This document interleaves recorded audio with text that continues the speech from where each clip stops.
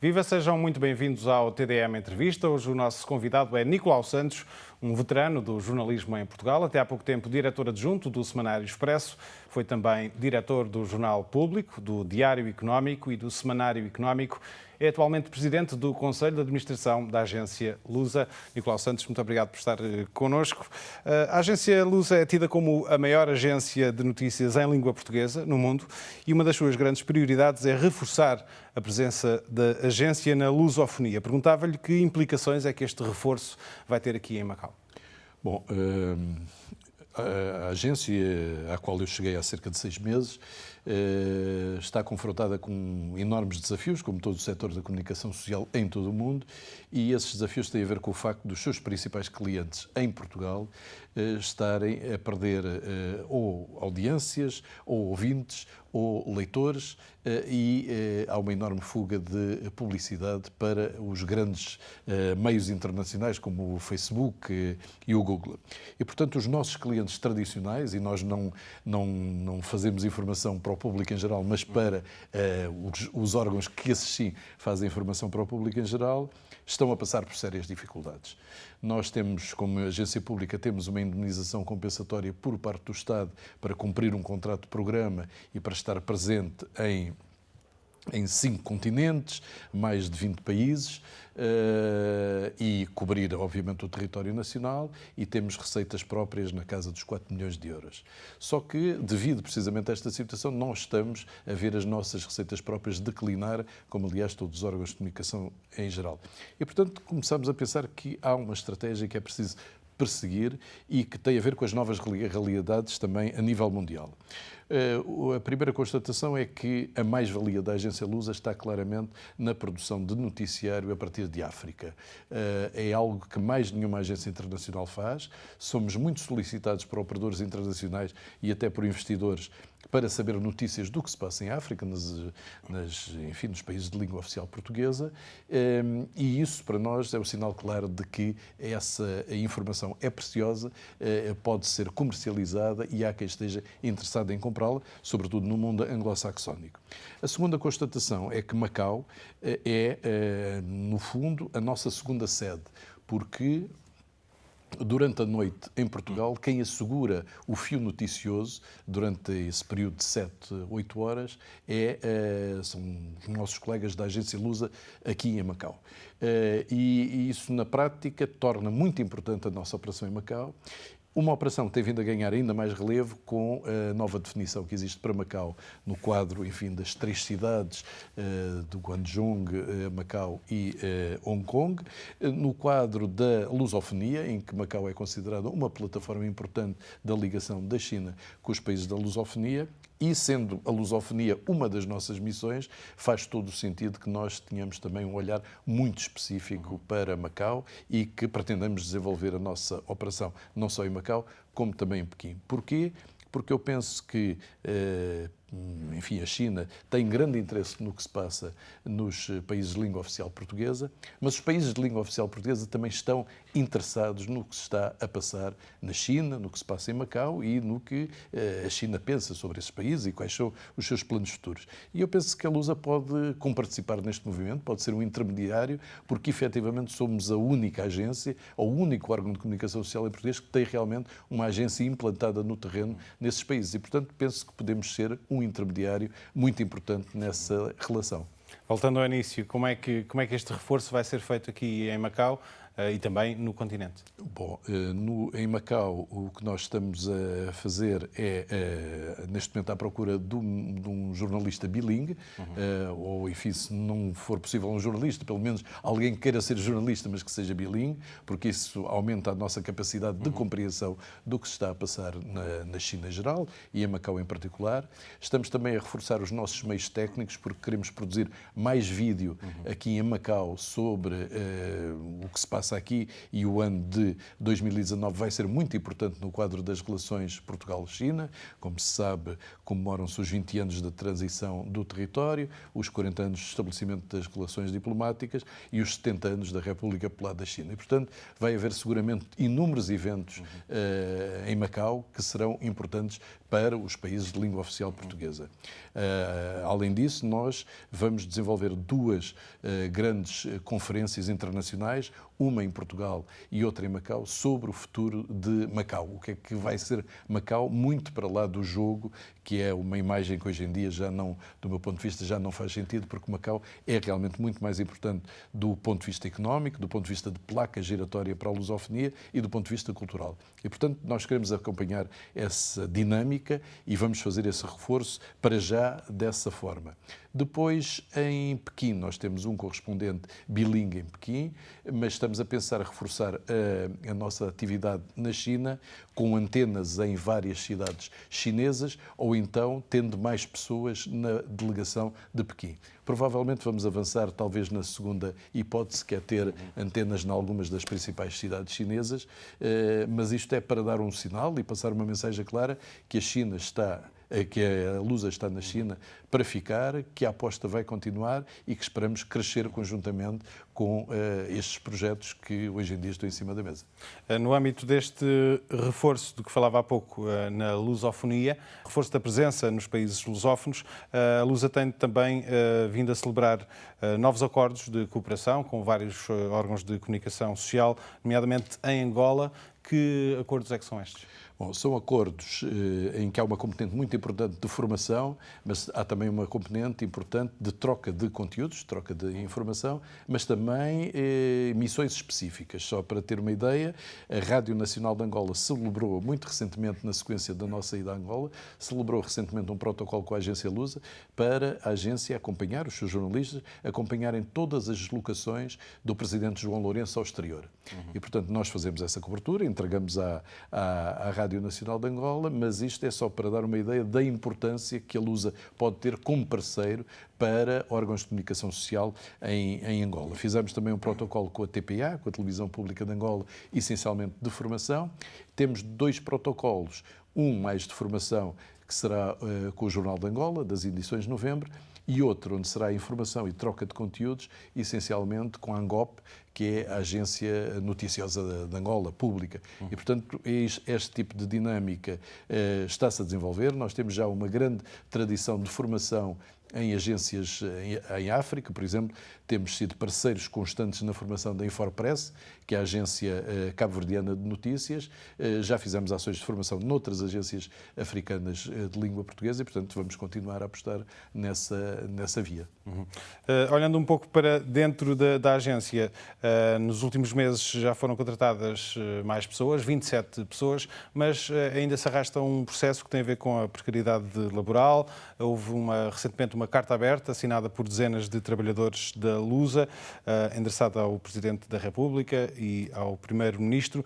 Queixam-se de situações de precariedade laboral, que fazem o mesmo que as pessoas que estão no quadro, mas recebem menos e têm menos segurança. Muitos deles inscreveram-se no programa de regularização de vínculos precários da administração, mas a situação ainda não está resolvida em muitos destes casos. Como é que olha para esta situação? Bom, primeiro ponto, eu quando cheguei à agência Lusa, devido à crise, porque o país passou e, enfim, os cortes orçamentais que a Lusa sofreu e que foram muito violentos, cerca de 30% no seu orçamento, e depois foram repostos 20%, mas mesmo assim ficou ali uma diferença. A Lusa perdeu vários jornalistas e viu a sua rede nacional e internacional de correspondentes muito depauperada. Foi possível já, sob a minha presidência e com a minha equipe, foi possível contratar 20 pessoas para a rede nacional, para tapar precisamente pontos onde nós não tínhamos ninguém, e 7 pessoas para a rede internacional. E isso foi uma afirmação importante. A outra questão tem a ver ainda com o facto de, para a sede, foram contratados 9 pessoas. Uma diretora de informação e um diretor adjunto. Foram contratados 6 jornalistas, enfim, estão a ser contratados, ainda não estão concluídos os processos de contratação de 6 jornalistas e uma pessoa para a área comercial.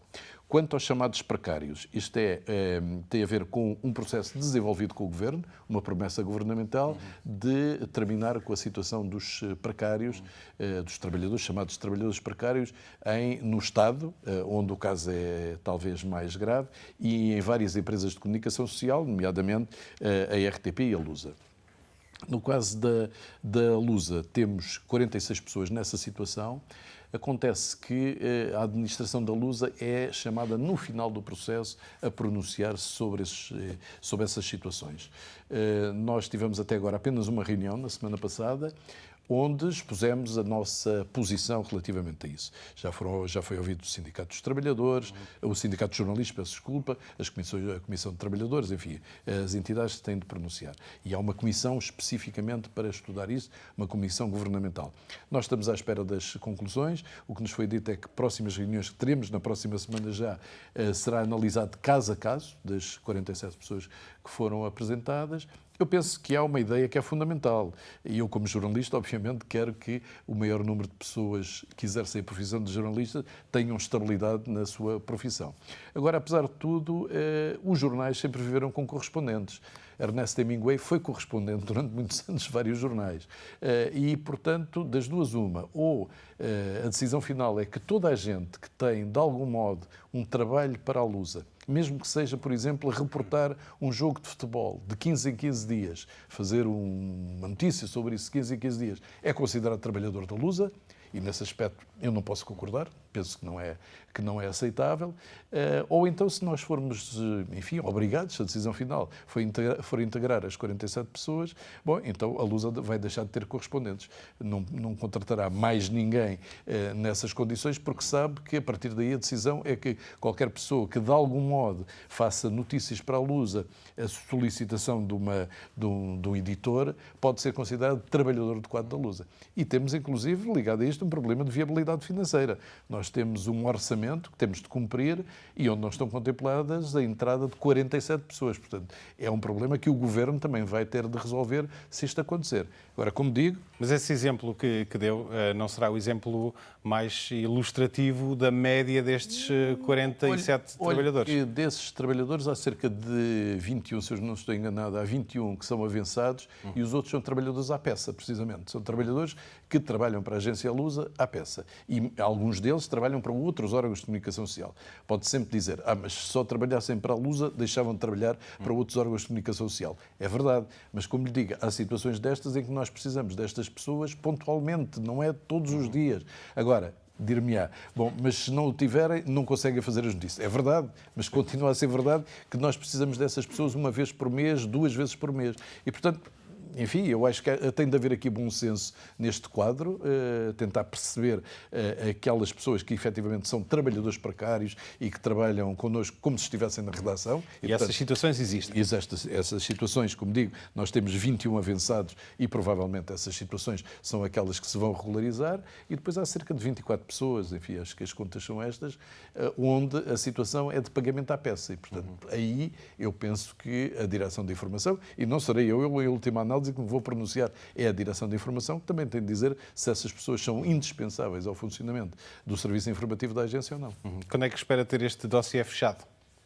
Ouça, como digo, eu não dependo só de mim, porque há uma entidade governamental que dirige o processo. Estão marcadas 2 reuniões para a próxima terça-feira, se não estou enganado, terça e quarta-feira, precisamente para agora analisarmos os 47 casos um a um. E suponho que depois de analisarmos, ou da administração, falar sobre os 47 casos, de novo, essa reunião, que é a chamada CAB da Cultura, acabará depois por emitir um parecer. Eu suponho que em qualquer caso, qualquer que seja o parecer, estas pessoas só entrarão nos quadros, aquelas que entrarem, no próximo ano. Parece-me que não há condições, estamos no final do ano, acabou de ser aprovado o Orçamento de Estado, parece-me que não há neste momento condições para regularizar antes do final do ano essas situações. Afirmou que quer contribuir para tornar a Lusa numa agência noticiosa adaptada aos grandes desafios que se colocam aos média no século XXI. Como é que se faz este trabalho? Eu penso que a Lusa tem excelentes profissionais, tem jornalistas da mais alta qualidade, tem uma redação que não tem comparação em dimensão pelo mundo com outros órgãos de comunicação social portugueses. Já agora pode-nos dar uma panorâmica desses números? A Lusa, por exemplo, tem um arquivo de cerca de 13 milhões de conteúdos, entre texto e foto. Está em 5 continentes. Está em 21 países. Bom, isto penso que fala um pouco da dimensão. Temos cerca de 225 pessoas a trabalhar, dos quais 200 são jornalistas. Temos mais cerca de 140 correspondentes que, de algum modo, trabalham para nós em todos os pontos do mundo. Portanto, isto dá, de algum modo, uma ideia da dimensão da Lusa e da importância que a Lusa hoje tem para a coesão informativa e social do país. Como digo, há sítios onde a Lusa, se não tiver lá um correspondente, se não tiver lá um delegado, esses pontos do país, e estou a falar de Portugal agora, pura e simplesmente são ignorados, não entram no mapa. Ninguém vai lá fazer nada que não seja quando acontece alguma grande desgraça, porque de outra maneira não se fala dessas localidades. E, portanto, a Lusa tem realmente um serviço cívico que cumpre e esse passa também pela coesão informativa do país. Como é que se prepara para o século XXI? Pois, eu penso que há várias vertentes. Uma é claramente apostar também na formação contínua dos nossos jornalistas, porque o mundo dos mídias está a sofrer uma enorme revolução tecnológica. Aqui a vossa casa é um bom exemplo de como há estúdios onde já não há pessoas a não ser o apresentador, as câmaras já são todas geridas à distância. Nós temos essa ambição de, por um lado, dar grande formação aos jornalistas, por outro lado, utilizar tecnologia que pode facilitar muito a vida aos jornalistas. Muitas dela já é conhecida, a tradução de voz para texto, a tradução de texto para voz, o sistema de tradução automática, o reconhecimento facial de imagens, o aumento que tem de ser muito grande na produção de áudio. As rádios utilizam muitos áudios feitos pela Lusa, mas também de vídeo, sobretudo de vídeo. Hoje em dia é inescapável que o vídeo cada vez é mais importante na produção de notícias. O uso da inteligência artificial seguramente vai melhorar muito a vida dos jornalistas e a produção, e nós estamos a trabalhar com várias empresas. Por exemplo, estamos a trabalhar na detecção ou no rastreamento das nossas notícias, saber quem é que utiliza as nossas notícias, saber já agora se essas pessoas têm contrato com a Lusa para utilizar as nossas notícias ou não, saber que tipo de entidades utilizam a Lusa. Por exemplo, vamos criar a figura do provedor da notícia, não só para olhar para o nosso fio noticioso, como também para saber se aquilo que estamos a produzir é aquilo que se adequa ao século XXI, em termos de produção noticiosa. Temos um enorme desafio, como todos os outros órgãos de comunicação social, talvez menos aqui em Macau, mas no Ocidente, isso é inevitável, com as chamadas fake news, portanto, as notícias falsas, que não deviam ser chamadas sequer notícias, porque são falsas, não são notícias, mas hoje em dia esse é um problema e, portanto, nós estamos a trabalhar também num sistema que permite ao leitor do fio noticioso da agência Lusa despistar se uma determinada notícia se é falsa ou se tem condições para ser falsa ou se tem condições para ser verdadeira. Portanto, estamos a desenvolver muitos projetos do ponto de vista tecnológico que eu suponho que serão aqueles que as agências do século XXI vão ter inevitavelmente de possuir para enfrentar uma situação muito complicada para o jornalismo em geral e que tem a ver com a emergência das redes sociais, que leva a que as pessoas acreditem que tudo o que passa por lá é verdadeiro, é jornalismo e, obviamente, isso não é de todo verdade. Escolheu a jornalista Luísa Meireles, que estava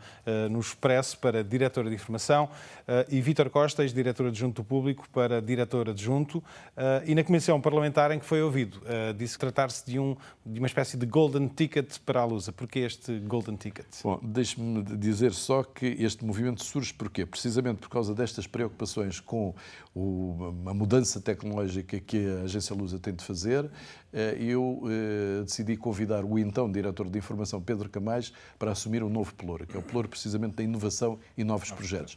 Porquê? Porque eu acho que as mudanças tecnológicas numa empresa de comunicação social têm de ser feitas com pessoas que também tenham critérios jornalísticos, saibam o que é que a redação precisa e não utilizem tecnologias que podem travar ou limitar ou impedir o trabalho jornalístico nas melhores condições. E penso que o Pedro, que já vinha a acompanhar esses projetos enquanto diretor de informação, agora tem tempo para se dedicar só a isso e estes projetos tecnológicos, como todos nós sabemos, precisam de andar rapidamente porque senão ficam ultrapassados também eles próprios e perdem a oportunidade. Portanto, convidei o Pedro, a partir daí tinha de encontrar um diretor de informação. E eu penso que a Lusa tem um problema de notoriedade, ou seja, a marca Lusa é pouco conhecida, curiosamente, não tanto no exterior, não tanto no estrangeiro, mas mais em Portugal. Tem um problema de notoriedade. Os jornalistas não assinam as peças, os fotógrafos, curiosamente, assinam todas as fotografias. E é enfim, uma ideia que eu levei para a Lusa e que estamos a discutir, é se os jornalistas devem ou não começar a assinar as peças. Eu penso que sim, isso é bom para a agência, porque quanto melhor as peças fizermos, identificadas com o nome dos jornalistas da Lusa, melhor. E o reconhecimento também passará, por exemplo, pela mudança de logotipo que nós vamos fazer, agora vamos anunciar em novembro o novo logotipo. Neste quadro eu entendi que a Lusa precisava de uma pessoa que fosse muito respeitada do ponto de vista profissional, que tivesse várias valências. A Luísa Meireles é especialista na área política, era editora de política nos últimos 7 ou 8 anos, é especialista em área de defesa e segurança, peço desculpa, e também na cobertura de eventos internacionais. A Guerra dos Balcãs esteve lá. E, portanto, convidei a ela. E depois precisava de uma pessoa para a área de economia, que também fosse muito considerado na redação. É o caso do Vítor Costa, que já trabalhou na redação da agência Lusa, já tinha trabalhado, e que sabe muito de economia, é um macroeconomista. E, portanto, vem-nos dar uma grande ajuda. Acho que são 2 jornalistas excelentes, magníficos, muito respeitados, quer dentro da agência, quer fora, e penso que vão fazer um excelente trabalho. E por isso é que eu disse, à semelhança do que há uns anos, quando Bill Clinton e Al Gore se candidataram à presidência dos Estados Unidos e foi conhecido como Golden Ticket, que eu acho que a Lusa tem agora um Golden Ticket. E deixe-me dizer só uma coisa curiosa, é que poucos dias depois, ou pouco tempo depois, nós anunciarmos que a Luísa Meireles era a nova diretora de informação da agência Lusa, também houve uma mudança na RTP e a Maria Flor Pedroso foi chamada para ser a nova diretora de informação da RTP. Acho que é um movimento também interessante, não é por serem mulheres, é porque são muito competentes nas suas áreas e porque têm agora uma oportunidade de mostrar a sua competência à frente de 2 empresas públicas muito importantes em Portugal. Já falámos um pouco sobre isto, ainda assim gostava de recuperar este tema. Como é que olha hoje para o panorama dos média e da comunicação social em Portugal e os desafios que enfrenta nesta altura? Falou da questão das fake news, é um entre vários outros desafios que existem, também a questão da precariedade, a questão da viabilidade e da sustentabilidade dos órgãos de comunicação social. Qual é o desafio mais complicado de resolver nesta altura? Para mim, o desafio mais complicado é encontrar um modelo de negócio para a situação que se vive atualmente. Até há uns anos, era claro que uma televisão vivia das suas receitas de publicidade, que os jornais eram das receitas de publicidade também e das vendas, que a rádio era dos anúncios. Hoje tudo isso está posto em causa, claramente. Nós olhamos para a evolução dos resultados dos grupos tradicionais de mídia e eles estão todos em queda, todos em queda. O que se tem tentado é, através da via digital, encontrar alternativas. É verdade que as receitas no digital têm crescido, mas continuam muito longe das receitas tradicionais de publicidade, ou de vendas, ou de audiências, etc. E, portanto, não encontramos ainda claramente um modelo. É por falta de qualidade? Não, não é por falta de qualidade. O bom jornalismo continua a existir em Portugal, o excelente jornalismo continua a existir em Portugal. Não tenho nenhuma dúvida sobre isso. Há muitas pessoas novas que entraram na profissão de grande qualidade, que conseguem trabalhar em multiplataformas, que uma geração como a minha tem dificuldade em fazer. São pessoas cosmopolitas, falam várias línguas, têm talvez um pouco menos de memória do que a minha geração, como é óbvio, mas sabem fazer inúmeras coisas e, portanto, o jornalismo, a qualidade do jornalismo, do meu ponto de vista, não se deteriorou. O que se deteriorou foi as condições de trabalho dos jornalistas, as condições de trabalho que as empresas jornalísticas podem proporcionar aos seus profissionais para fazerem investigação, para fazerem trabalhos de fundo, para se deslocarem, para fazerem reportagens, etc. Isso realmente degradou-se e eu penso, enfim, espero estar enganado sinceramente nisto, mas eu penso que a sobrevivência do jornalismo enquanto tal vai cada vez passar mais, estou a falar no Ocidente e em Portugal em particular, vai passar cada vez mais por meios de comunicação social que sejam suportados pelo Orçamento do Estado, pelo dinheiro dos contribuintes. tenho poucas dúvidas que a Lusa e a RTP vão ganhar um peso acrescido, e em particular, do meu ponto de vista, a Lusa, porque fornece conteúdos para todos os meios de comunicação social, e que vão ganhar um meio acrescido, porque as dificuldades dos meios tradicionais só poderão ser supridas quando não têm jornalistas suficientes, quando não conseguem fazer reportagem e investigação, com o noticiário que a Lusa lhes possa disponibilizar. Há jornais regionais hoje em dia que nos pedem eles próprios para aceder ao nosso serviço regional. Portanto, eles já não conseguem. É evidente que nos pediam antes o nacional, o internacional, esse tipo de serviços. Hoje em dia têm dificuldades em cumprir o seu próprio papel, que era as notícias regionais, e pedem à Lusa para lhes fornecer isso. Eu não tenho dúvida que, se de um dia para o outro a Lusa desaparecesse, seria uma hecatombe nos órgãos de comunicação social em Portugal. Não tenho nenhuma dúvida sobre isso, porque não há nenhuma capacidade hoje em dia de fazer face a um modelo de negócio que se alterou profundamente e onde não se encontraram ainda novas fontes de receita para compensar as que se estão a perder. Mas também já existem projetos já concebidos para o online e que, em termos de modelo de negócio, têm funcionado. Ouça, os únicos projetos em todo o mundo que estão a crescer são projetos de vídeo e projetos online. É para aí que está a ir o dinheiro e está a ir o investimento. Agora, de qualquer maneira, os resultados que vêm daí continuam a ser muitíssimo inferiores aos resultados tradicionais. Em segundo lugar, tem razão quando diz que há projetos online que funcionam. Agora, quantas pessoas é que são necessárias para fazer um projeto online? Não há nenhum projeto online que pague os encargos de uma redação tradicional, como a que existe aqui, ou como a que existe na Lusa, ou como a que existe no Público, ou no Expresso, etc. Nenhum projeto online, até agora, conseguiu pagar uma receita desse tipo.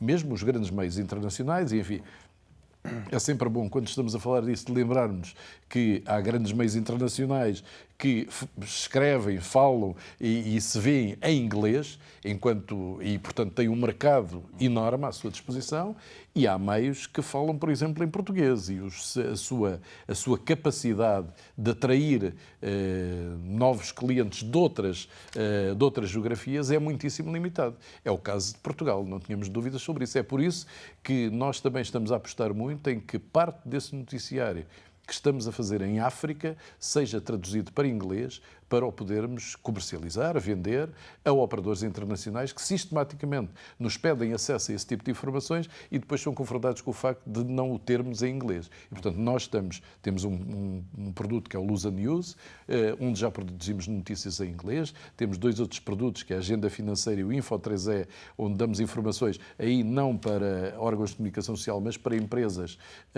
e estamos a passá-los também para inglês, onde se fala das grandes reuniões internacionais, Assembleias Gerais de Empresas, etc., que existem em todo o mundo, e a nossa aposta é disponibilizar parte importante dos nossos conteúdos em inglês, porque pensamos que aí temos um mercado, obviamente, muito maior para quem está interessado nesse tipo de notícias. É jornalista há cerca de 3 décadas e meia, apanhou uma mudança muito significativa no seio da classe, em termos de formação académica, em termos de perfil. Que retrato é que faz da classe nos dias de hoje e da evolução que houve ao longo das últimas décadas? Eu penso que aquele saudosismo, quem diz que no meu tempo é que era bom, não compartilha exatamente esse tipo de saudosismo. Acho que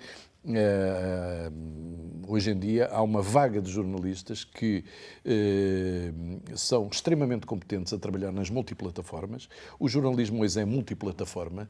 A Lusa não produz apenas texto, produz texto, fotos, áudio e vídeo todos os dias, e produz muito. E precisa de pessoas que façam isso e que façam isso bem.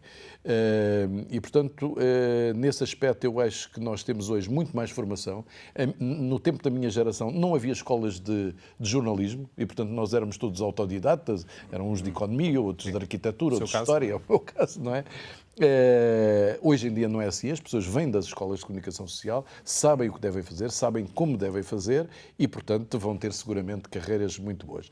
Como digo, o principal hoje em dia é haver condições por parte das empresas produtoras de notícias, de informação, para dar condições a todos esses novos jornalistas poderem, de algum modo, explanar todo o seu potencial, e que é muito. Fazem muitas coisas boas, fazem muitas coisas interessantes, têm condições que se estão a degradar. Eu lembro-me sempre, quando entrei no jornalismo em 1980, que o jornalismo era praticamente uma profissão marginal e muito mal paga. Depois houve anos de ouro no jornalismo em Portugal, com a entrada das televisões privadas, com o aparecimento de novos projetos, como o Independente, a TSF, o Público, etc., em que se aumentaram muito os salários dos jornalistas e era possível mudar muitas vezes de emprego. E estou a terminar a minha carreira num momento em que o jornalismo está de novo a entrar em grandes dificuldades e a tornar-se quase de novo uma profissão marginal. E o jornalismo é um pilar essencial das democracias e se não houver jornalismo, as democracias não vão funcionar de todo. Nicolau Santos, muito obrigado por ter vindo ao TDM Entrevista. Eu é que agradeço. Muito obrigado. Nós voltamos na próxima semana, contamos consigo. Até lá.